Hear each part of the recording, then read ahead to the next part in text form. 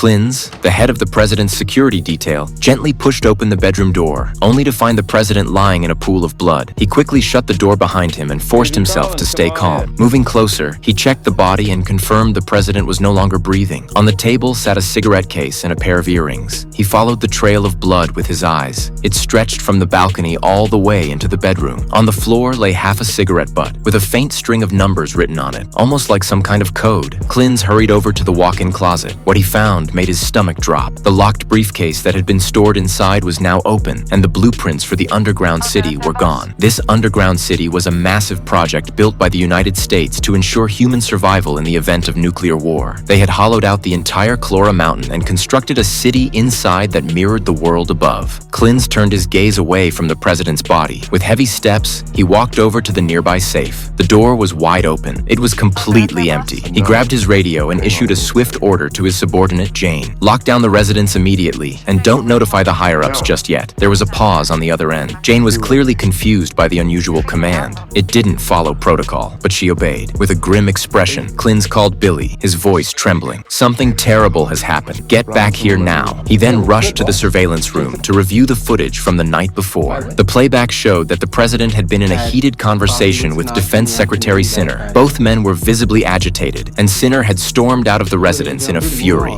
Sinner wasn't just a billionaire. He was the mastermind behind the underground city and wielded enormous political influence, rivaling even the president himself. After Sinner left, the president had invited Robin, the director of security, into his office. Judging by the slinky dress she was wearing, it wasn't hard to guess that something intimate had taken place between them. When Klins zoomed in on the footage, he recognized the earrings Robin was wearing. They were the exact pair found at the crime scene. Still, when Robin left the residence, the president had been perfectly fine. He kept watching. The last person seen with the president before his death was Klins himself.